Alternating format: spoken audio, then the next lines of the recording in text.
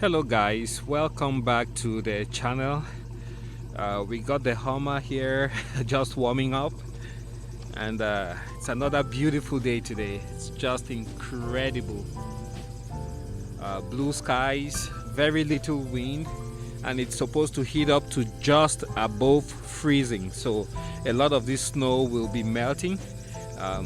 The parts that are not covered with dirt, they take a little while because then they reflect the sunlight straight back into the sky, and that way they don't warm up. But the areas that have been cleared out, they're drying up pretty fast, so humidity is quite low right now, so most of this is just evaporating straight into the air.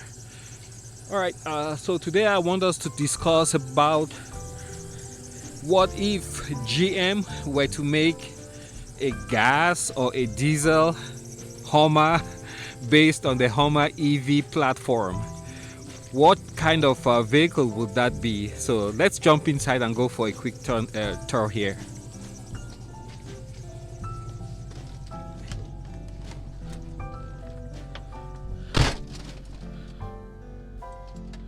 So right now we're inside.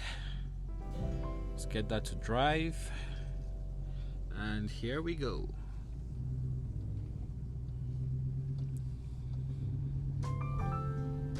The one thing about the Hummer is the power steering is so effective.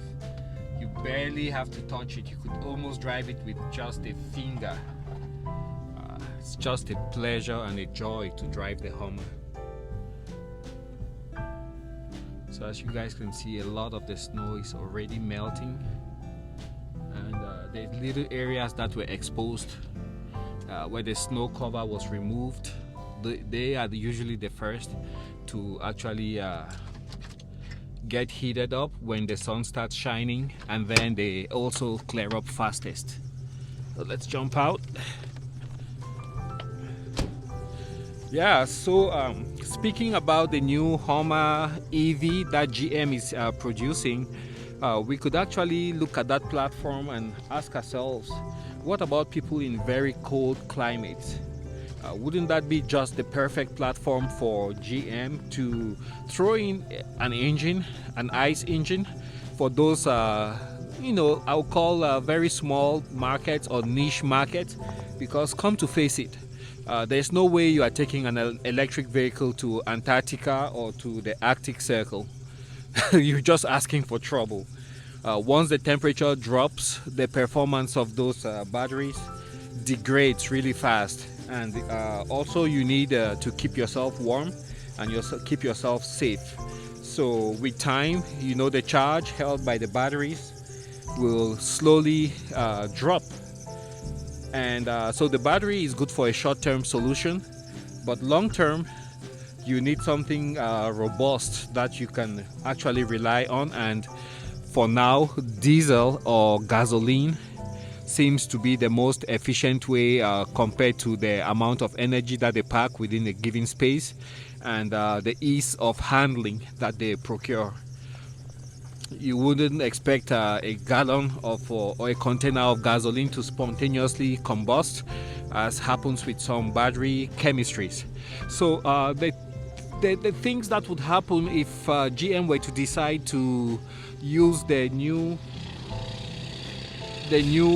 Hummer EV platform for a gas version or a diesel version, things that would be interesting to see would they change like the power steering to an electric power steering? That seems to be the trend, for at least for lighter vehicles. Most newer vehicles have but an electric power steering system. The other thing that might change, well, you have the extraction mode that the Hummer EV has, and with the extraction mode it lifts the whole vehicle up about 6 inches at least. And what's different between the extraction mode and what you have for the H2 is that the H2, it's just the rear that moves up and down, whereas for the extraction mode it's the whole vehicle that moves up 6 inches. Finally, one more feature that the Hummer EV has that would be nice to have in case they decide to make a gas version is the crab walk, in which the vehicle actually displaces itself in a diagonal manner instead of back and forth, directly forward or directly backwards. So that can help you in case you are off-roading in a very tight spot.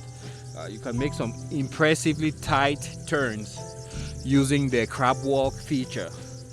That would be really nice to have in a subsequent version of the Hummer in case they decide to make something with a gas engine or diesel engine using the Hummer EV platform. Otherwise, I think those are the main features. Of course, being that the Hummer EV is an electric vehicle, inside you have this big panel, information panel, that gives you all the information that you need concerning your vehicle battery, the status of the other electronics in the vehicle.